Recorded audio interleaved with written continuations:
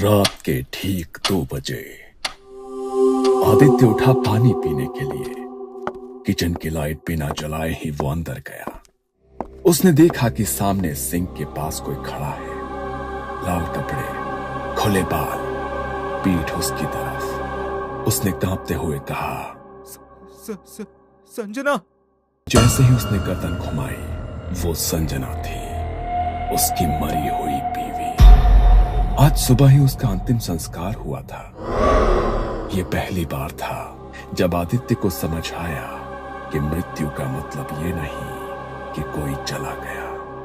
कुछ लोग रुक जाते हैं क्योंकि मोह उन्हें बांध लेता है। स्थान देवगढ़, एक छोटा लेकिन शांति पहाड़ी कस्बा, जहां हर आवाज जंगलों में गूंजती है। देवगढ़ में पोस्टिंग के 2 साल बाद आदित्य मिश्रा की मुलाकात स्कूल की अध्यापिका संजना रावत से हुई। शुरुआत में बस कैजुअल बातें हुई, लेकिन धीरे धीरे उनकी मुलाकातें गहरी होती गई। कभी स्कूल मीटिंग्स, कभी टीचर्स एसोसिएशन की चाय पर चर्चा, और फिर वो चर्चाएं लंबी शामों में बदल गई। आदित्य को संजना की आंखों में एक ठहराव दिखता था, और संजना को आदित्य की बातों में वो सम्मान महसूस होता जो हर स्त्री अपने जीवन साथी से चाहती है। कुछ महीनों बाद आदित्य ने आखिरकार हिम्मत जुटाकर संजना से कहा, अगर मैं तुम्हारे साथ उम्र बिताना चाहूं तो क्या तुम मुझे अपनाओगी?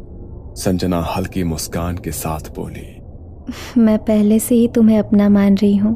लेकिन इस प्यार के रास्ते में एक सच था। श्रुति, संजना की छोटी बहन। श्रुति बहुत पढ़ी लिखी नहीं थी, लेकिन समझदार और सहज स्वभाव की लड़की थी। घर के बड़े बुजुर्गों ने पहले ही आदित्य और श्रुति के रिश्ते की बात पक्की कर दी थी। आदित्य ने कभी इस रिश्ते के लिए हाँ नहीं कहा, लेकिन उसने मना भी नहीं किया। आदित्य के दिल में सिर्फ संजना थी। आखिरकार उसने संजना को मिलने बुलाया। संजना, एक बात कहनी है, लेकिन नहीं जानता कि कैसे कहूं। इतने महीनों में अब भी मुझसे कुछ कहने से डरते हो? आदित्य ने गहरी सांस ली, फिर उसकी आंखों में देखते हुए बोला, मैं तुम्हारा हाथ मांगने तुम्हारे घर आने वाला था, लेकिन तब तक घर वालों ने मेरा रिश्ता तुम्हारी छोटी बहन श्रुति से तय कर दिया। संजना के चेहरे पर एक पल को सख्ती आ गई। श्रुति से? हाँ, लेकिन मुझे नहीं पता था कि वो तुम्हारी बहन है। मैंने अब तक किसी को कुछ नहीं कहा है, पर अब चुप नहीं रह सकता। संजना, मैं सिर्फ तुमसे शादी करना चाहता हूं। संजना की आंखों में आंसू भर आए। वो चुप रही। तुमने श्रुति से कुछ कहा? नहीं, अभी तक नहीं।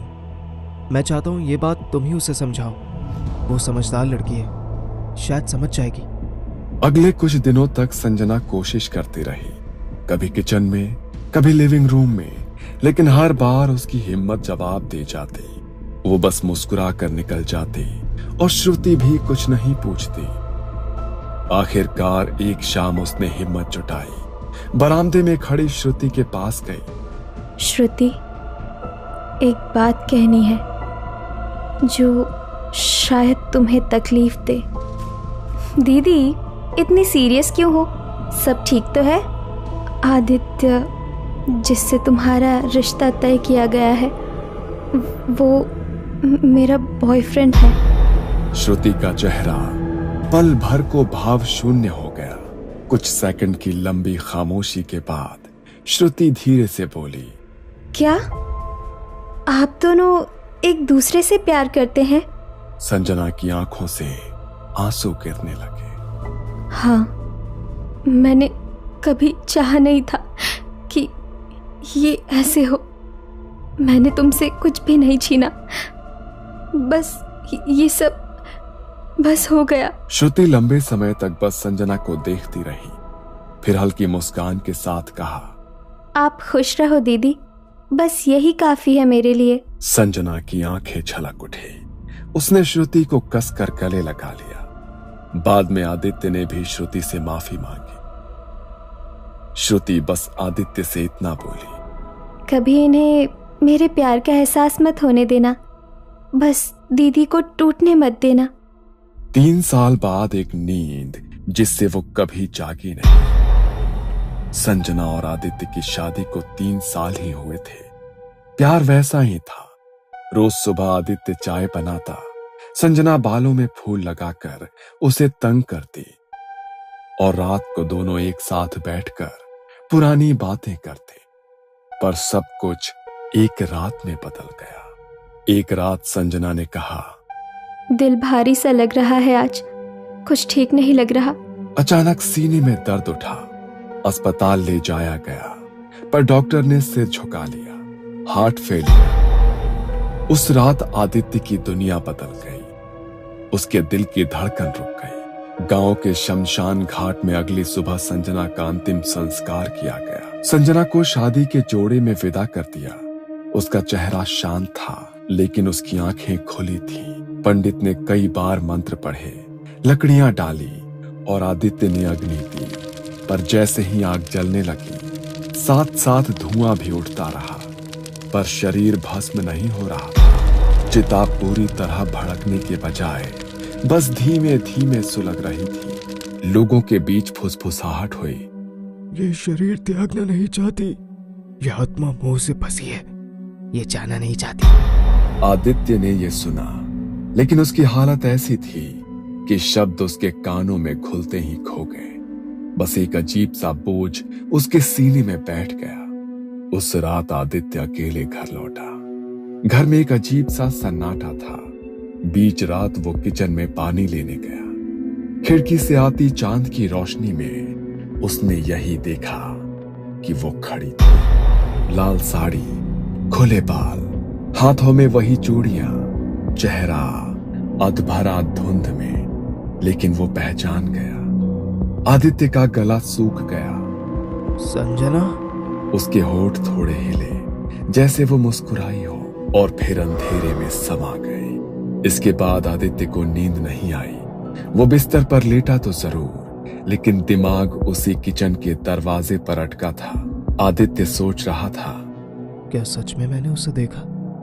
ये मेरे दिमाग का खेल है? उस रात में कई बार उसने उठकर किचन में जाकर देखा। हर बार बस खालीपन था। सिर्फ फ्रिज की धीमी आवाज और घड़ी की टिक टिक। सुबह होते ही उसने श्रुति को फोन किया।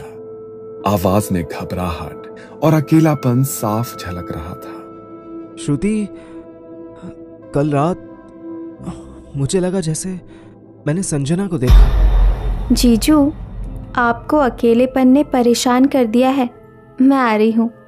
उस दिन के बाद से श्रुति अक्सर उससे मिलने आने लगी। कभी कुछ खाने का बहाना, तो कभी पुरानी बातें करने का।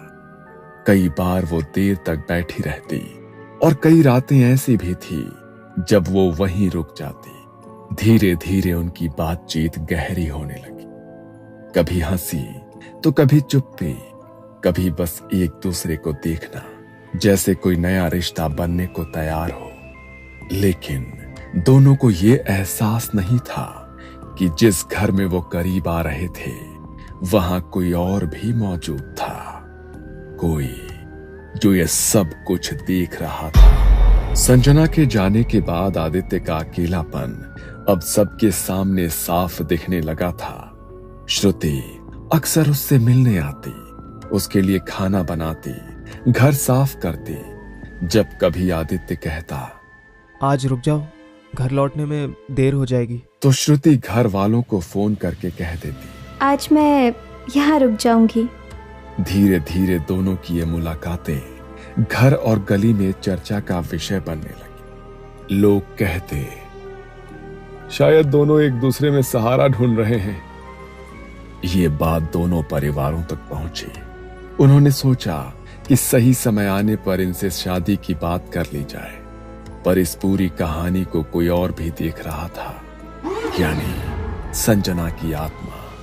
वो अक्सर आदित्य और श्रुति को साथ बैठा देखती, कभी खिड़की के पास खड़ी रहती, तो कभी दरवाजे के पीछे। धीरे धीरे लोगों ने भी रात में गली में उसके दिखने की बातें करनी शुरू कर दी। कल रात मोड़ पर किसी को लाल साड़ी में देखा और फिर पलक झपकते ही वो गायब हो गई। भाई, आदित्य के घर के बाहर एक औरत खड़ी थी, चेहरा धुंधला और बाल बिखरे थे। घर में भी अजीब घटनाएं शुरू हो गई।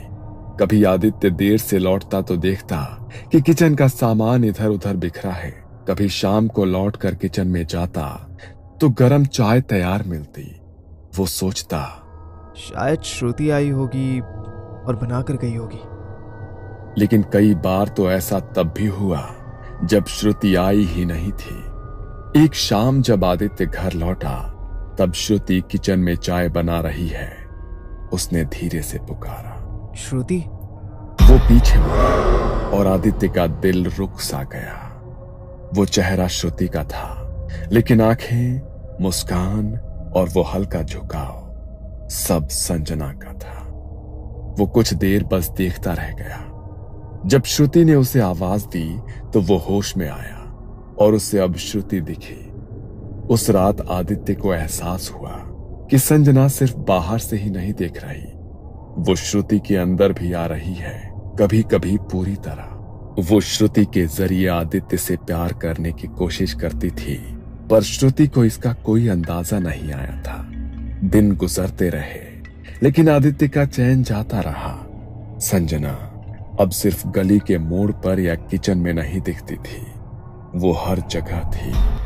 कभी सुबह दफ्तर जाने से पहले वो दाढ़ी बनाते हुए आईने में देखता तो पीछे संजना खड़ी होती। आदित्य पलटता तो पीछे कोई नहीं होता। कभी टीवी देखते हुए कमरे के कोने में लाल साड़ी का किनारा हिलता दिखता। रात को सोते वक्त बिस्तर के पास किसी के बैठने का एहसास, पर आंख खोलो तो सिर्फ अंधेरा।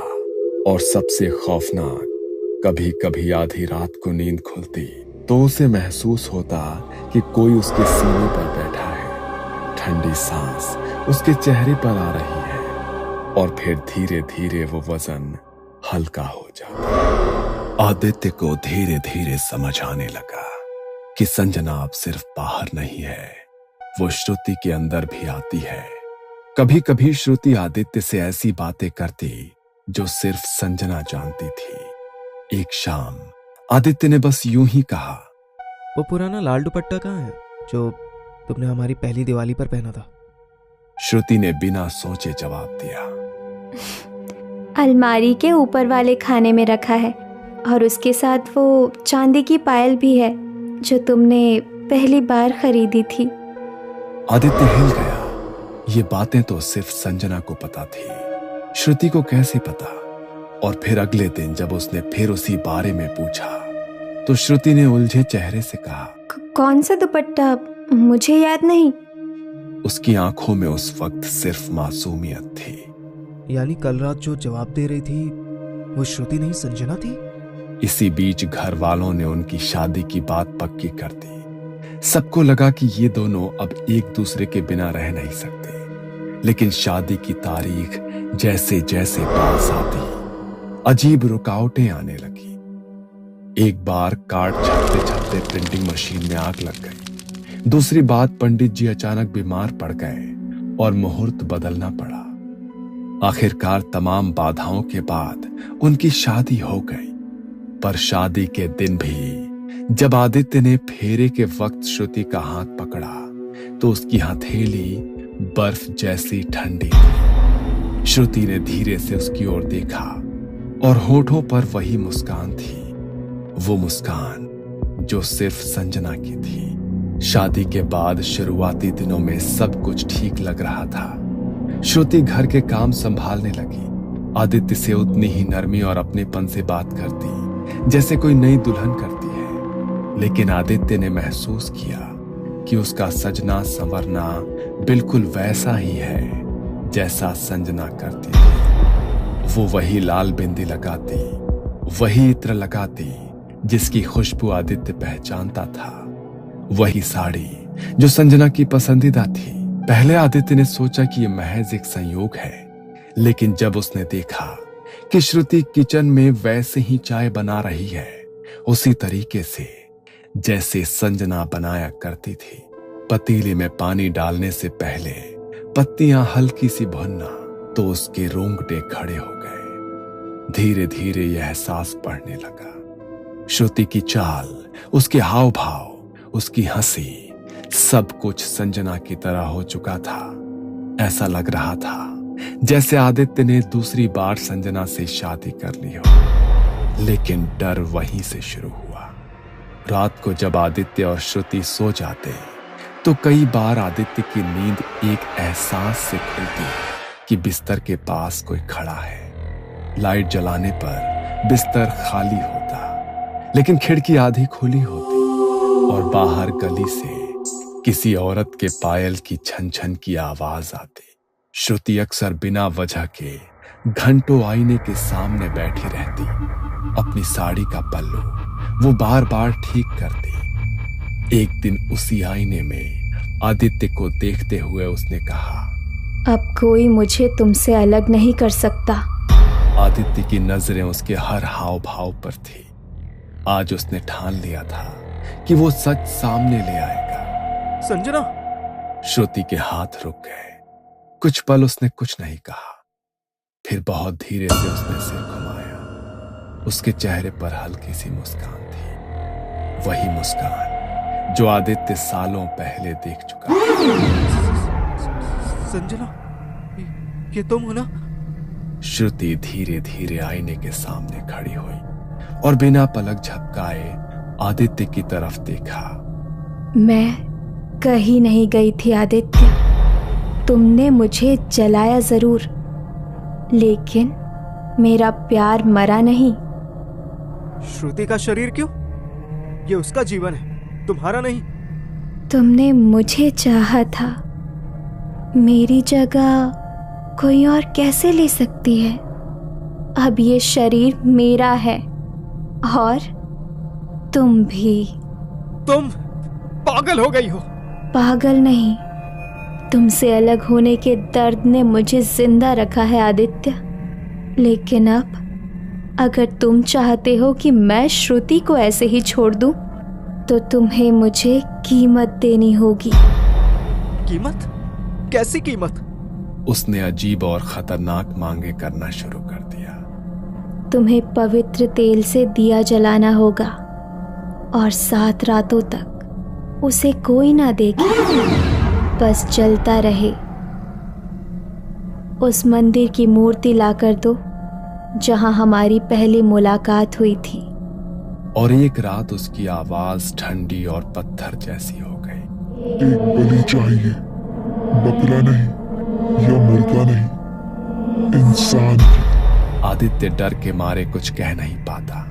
वो जानता था अगर उसने मना किया तो शायद संजना श्रुति की जान ले लेगी। इसलिए उसने हर मांग पूरी करने की कोशिश की।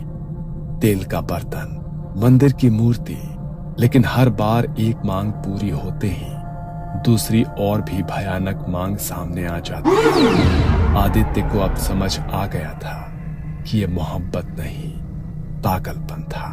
और अगर उसने कुछ नहीं किया तो वो श्रुति को हमेशा के लिए खो देगा। आदित्य अब टूट चुका था। संजना की आत्मा की अजीब और खतरनाक मांगे, श्रुति का बदलता स्वभाव और अब श्रुति का गर्भवती होना, सब मिलकर उसे अंदर से तोड़ रहे थे।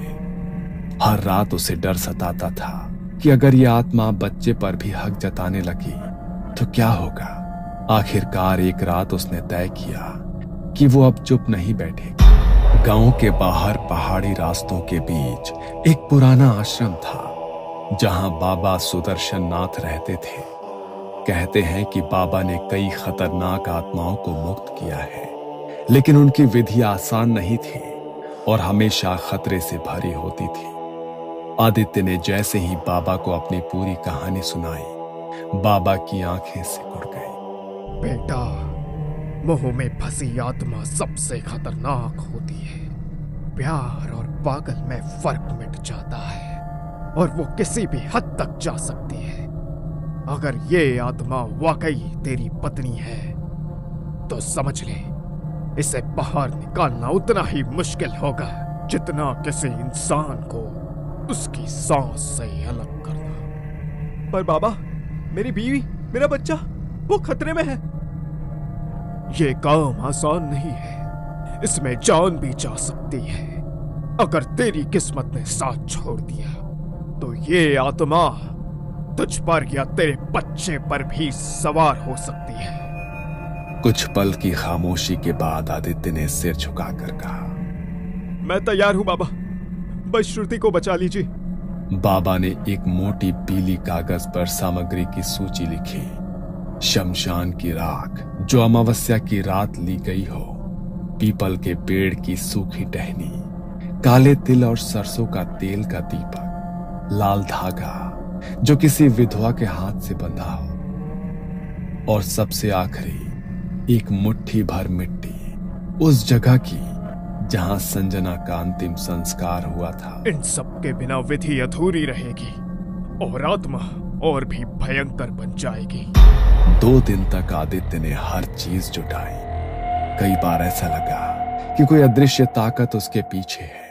मंदिर जाते समय हवा का तेज झोंका, घर लौटते वक्त गली के कोने में वही लाल साड़ी का आभास, और रात को खिड़की पर दस्तक। अमावस्या के 2 दिन बाद बाबा शाम को आदित्य के घर आए। लिविंग रूम में एक गोल घेरा बनाया गया, चारों दिशाओं में दीपक रखे गए और बीच में हवन कुंड। श्रुति को घेरे के अंदर बिठाया गया। उसके माथे पर सिंदूर का गोला बनाकर बाबा ने काले तिल का तिलक लगाया। जैसे ही मंत्रोच्चार शुरू हुआ, हवा का रुख बदल गया। खिड़कियां खुद ब खुद बजने लगी, जैसे कोई हाथों से उसे पीट रहा। श्रुति का शरीर धीरे धीरे कांपने लगा, उसकी सांसें तेज हो गई। और फिर आदित्य, ये क्या कर रहे हो?